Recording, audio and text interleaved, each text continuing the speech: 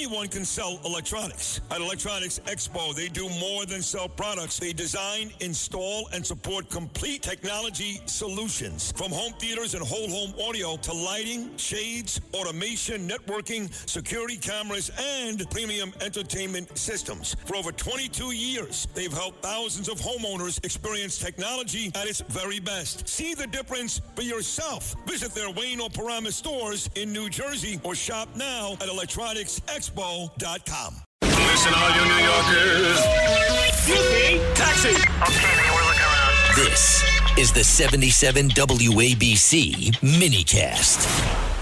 Every time this gentleman comes on, I introduce him as my favorite homosexual. Yesterday, I had Wyatt Imus on the program, who reminded me that his late great father, Don Imus, referred to this guy as the Rear Admiral. Either way, he's a brilliant, gorgeous, great man, loyal friend, and now the ambassador in Belgium. The Belgians, of course, beat us in soccer last night, so I couldn't wait to talk to the great Bill White this morning. And here he is, live from Greece. We'll get to that in just a moment. The great Bill White. Bill, good morning, buddy. How are you? Good, Sid. The Honorable Sid Rosenberg, the greatest radio talk show guy out there. Congratulations on all the success. I love you. I miss you. I'm so proud of you. Thank you, Bill. I'll be inducted into the National Broadcasting, New York Broadcasting Hall of Fame this October. And, I wish you could be there, you and Brian. I really do. But either way, you played such an integral part of my career, dating back to the days on the Intrepid with Imus and that whole crew. And you just heard me mention Wyatt. I've kind of got Deirdre and Wyatt back in my life, and they love you. I know you were with Deirdre just a couple of weeks ago, so all that seems to come back around, Bill? Yes, sir. It's funny. You said Imus called me the Rear Admiral. My mother called me right after this, and she says, William, do you understand what Imus said? Doesn't he know that you're not in the military? And I said, well, Mom, yes, he does. And she said, oh, gross. And she hung the phone up. Anyway, that's Imus for you. But you, my friend, I will tell you this. You're one of the most strongest supporters of President Trump. You're fighting for him everywhere. Strongest supporter of Israel, like I am. I follow your lead. There is no room, no daylight in between our thinking. And, yes, it's true that Belgium did win. But if we were going to be beat, I hate to say that, our team's a great team. It's nice to be. It's nice to give a victory to some of our best friends. And Belgium is one of our best friends. We have a $150 billion trade relationship with Belgium. It's the headquarters of NATO. It's the capital of the EU. We're about to sign almost $1 trillion trade deal with the EU. It's passing. So this is all good news coming out of our relationship, despite what the media is trying to say, Sid. President Trump put the screws to everybody, and it's working.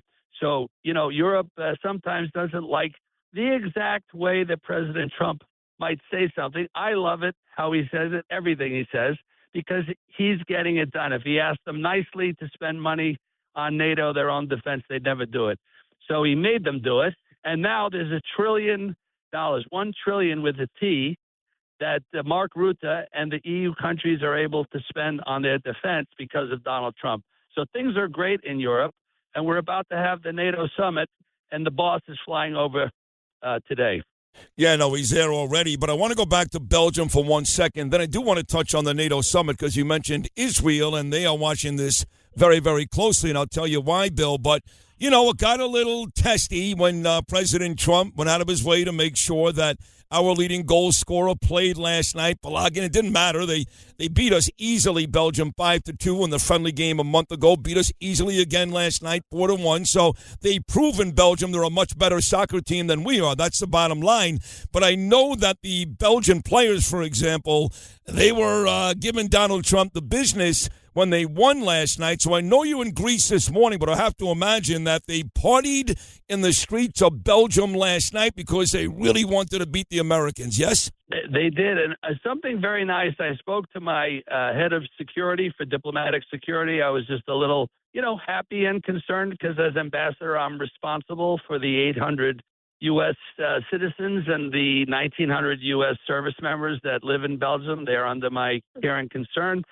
There were people at the U.S. Embassy cheering, celebrating outside our embassy. So, look, the Belgian people are very nice. They are big football fans. They won fair and square. I think they're much happier that this guy who got the red card, Balogun, was playing, because if they did win and he wasn't playing, I think people would say, well, they didn't really play the U.S. team. They played part of it. So I think it all works out in the end. I don't like what people are saying, criticizing President Trump. He didn't interfere. He just asked for a review.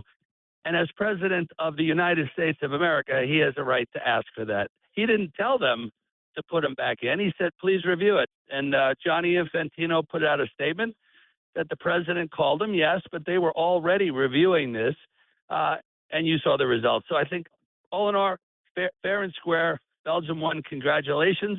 Let's go on to the next one. By the way, the King of Belgium called me yesterday, His Majesty King Philippe, and he is now traveling to the United States to see the next game in the United States of his team, which I think is a great honor for the team and an honor for the United States to have His Majesty the King come to America.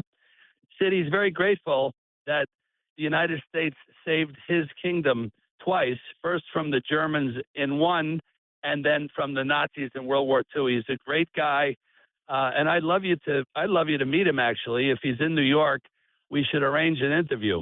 Oh, I would love to do that. This is the great ambassador in Belgium, Bill White. I'd love to meet the king of Belgium. I really would. And they're going to take on Spain the end of the week. And I'm rooting for Belgium now because I saw a picture yesterday, Bill White, of a big rally in Spain where they had a huge sign. When I say a huge sign, Bill, I mean the sign was as big as Belgium, which said basically death to Israel. So we know, we've got, listen, I know you're high on Europe and President Trump, you're 100% right, is improving what's going on there, and they're becoming more accountable and paying more money. But the anti-Semitism factor in Europe is a disaster, and Spain may be right there at the very top of the list. Yeah, let's talk about that, because I don't want to let that go over. You're 100% right. We don't have a perfect relationship, right? But we're all humans, and we need to improve. But this is a very big problem, Sid, in Europe, and I know you're focused on this. I want you to know I'm fighting so hard here. We have a moilim. This is the rabbi that performs the bris milal, which is the circumcision in the Jewish tradition. And there is a prosecutor who's a zealous prosecutor. He's the son of a bitch. I'm after him. They don't like when I interfere with these things, but I'm not going to stop until he drops the prosecution or he releases these charges. But this man has performed safely thousands of circumcisions, and they're prosecuting him for mutilation of a child. So this is an anti-Semitic prosecution. The Belgians don't like to admit this, but that's why I'm here, and that's why I'm fighting for this a man who happens to have been born in Brooklyn. So he's a U.S. citizen, and I will not stop, Sid, I promise you, until we get him cleared of these charges, because it is anti-Semitic to prosecute a Moyle for doing his job that they've been doing for 3,000 years, for Christ's sake. Oh, God bless you, Bill. Seriously, God bless you. I love you so much. You're such a terrific guy. You really are. And that brings me to Israel and Bibi Netanyahu. You know, again, I know you with Kimberly Guilfoyle this morning in Greece. I guess you're going to make that 2-hour flight over to Turkey. That's my assumption here, to see President Trump at the NATO summit. And Bibi has made it very, very clear to President Trump, do not give F-53s to Erdogan. So I know the president likes to keep his enemies close. I get it. Even Mamdani, it bothers the hell out of me. It really does. I've complained to Trump about that because I hate Mamdani's guts. But whether it's Putin or in this case Erdogan, who's not a good guy, in fact, he's a bad guy, ask the Greeks, ask the Israelis. Bibi does not want Trump giving Erdogan F-53s. Any opinion on that story, which is now a big story here in America? I do trust like with my heart and soul. You know, I've known President Trump for 35 years. You have known him for the same. It goes way back. I was 22 years old. He gave me $1 million of his own money to save the Veterans Day Parade. I've been working with him hand in glove since then. I'm 59. He's an amazing man. He loves Israel. He wants to have peace 100%. No one could bring peace to these places except Donald Trump, because it just has not happened for all these years. The UN, all the efforts, the past presidents, he's the only one. So I do trust him, Sid, emphatically and with my heart and my soul, and he will do the right thing. I think we all have to do that, and we have to have some patience to let him work these important angles so that it will have a lasting peace.